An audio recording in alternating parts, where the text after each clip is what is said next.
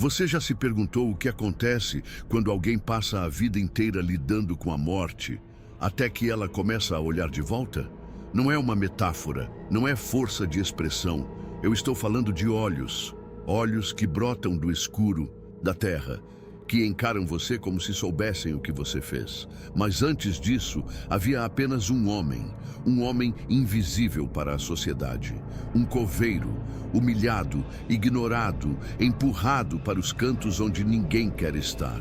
Até que um dia, o inferno decidiu responder. E quando isso acontece, não tem mais volta. Você está prestes a ouvir o tipo de história que ninguém quer contar, mas que precisa ser ouvida. A história de Almir Lemos, o último coveiro de Santa Beatriz. Tudo começou num final de tarde abafado. O tipo de calor que gruda na pele como um aviso. O cemitério municipal de Santa Beatriz era velho, negligenciado e esquecido como os mortos que abrigava. Almir trabalhava ali há 18 anos.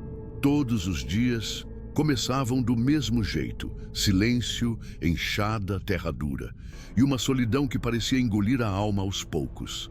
Mas o que pesava de verdade não era o trabalho, era o modo como o encarregado falava com ele.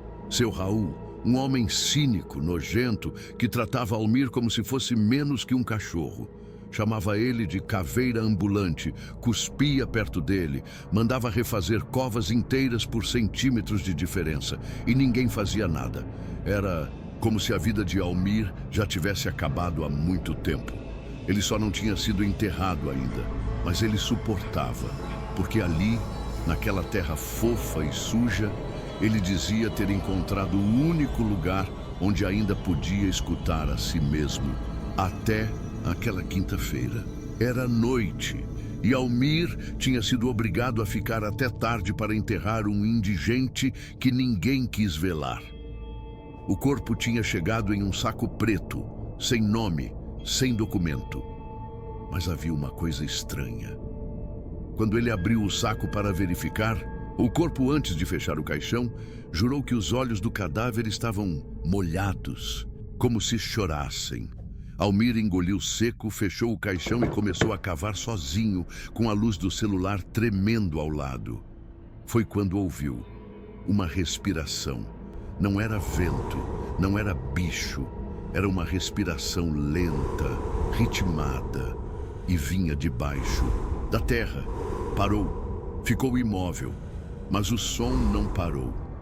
Era como se a própria terra respirasse. Nos dias seguintes, aquilo não saiu da cabeça dele. Começou a evitar a parte oeste do cemitério, onde havia enterrado o indigente. Mas sempre que passava por lá sentia um frio. Mesmo sob o sol forte, a pele se arrepiava. E de noite, as coisas começaram a piorar. Portões rangendo sozinhos, pássaros mortos dispostos em forma de cruz perto da entrada. E certa manhã, encontrou as covas abertas, como se algo tivesse saído. Seu Raul dizia que era preguiça, que Almir devia ter deixado o trabalho mal feito. Chamou ele de incompetente na frente dos outros funcionários. Almir ficou calado, mas por dentro, algo começava a se quebrar.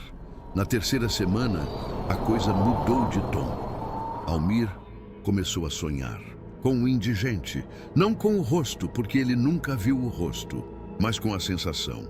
Nos sonhos, estava sempre cavando, e quando finalmente abria a cova, lá dentro estava ele mesmo, morto, de olhos abertos. Acordava suando, com gosto de terra na boca. Começou a falar menos, comer menos e a escutar. Vozes, pequenos sussurros que vinham dos túmulos, chamados, risinhos, ou algo que só dizia: abaixe a cabeça. Uma noite, enquanto fazia a ronda obrigatória, viu algo. No corredor entre os jazigos antigos, uma figura parada, alguém alto, encurvado, com os pés descalços e uma mão segurando a própria cabeça. Almir recuou, pisou em algo seco. A figura desapareceu, mas no chão onde ela estava havia um buraco. Um buraco cavado de dentro para fora. Aquilo não era humano, e ele sabia disso. Tentou denunciar. Procurou o delegado da cidade. Ninguém levou a sério. Chamaram ele de bêbado, de maluco. E quando voltou ao cemitério, seu Raul o esperava com um sorriso debochado. Disse que ele estava descompensando e que talvez fosse bom cavar a própria cova. Aquilo quebrou algo dentro dele. E pela primeira vez em quase 2 décadas, Almir respondeu. Apenas uma frase. Você devia respeitar quem enterra.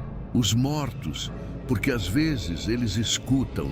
Naquela noite choveu. Choveu como se o céu estivesse desabando. O cemitério virou lama. Almir ficou.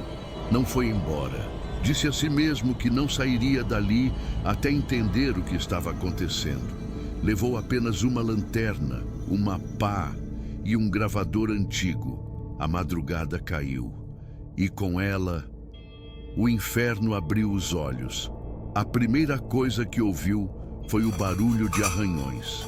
Depois, como se algo se arrastasse, vindo de várias direções. Luz da lanterna tremia. A respiração dele acelerava. E então, viu. De dentro das covas abertas, começaram a surgir formas. Mãos pálidas, rostos deformados.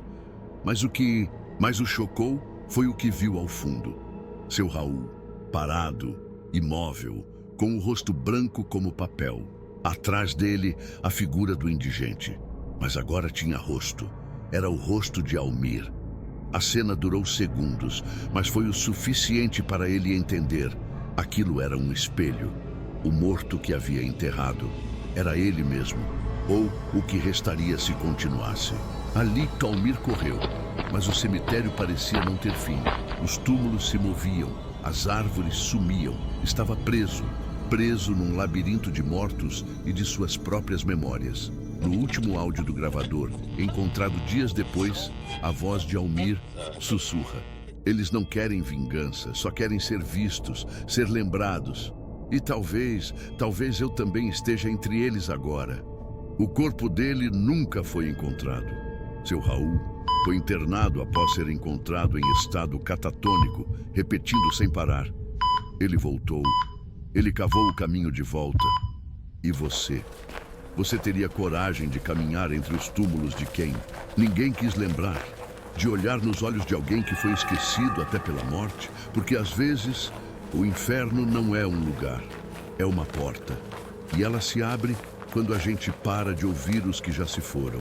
Se essa história tocou você de alguma forma, se alguma parte fez você se arrepiar ou pensar diferente sobre quem está do outro lado da cova, deixe um comentário. Compartilhe com alguém que acredita que nem todos os mortos descansam em paz. E se ainda está aqui comigo, inscreva-se, porque tem muita coisa que o mundo tenta esconder, mas eu vou continuar contando enquanto me deixarem.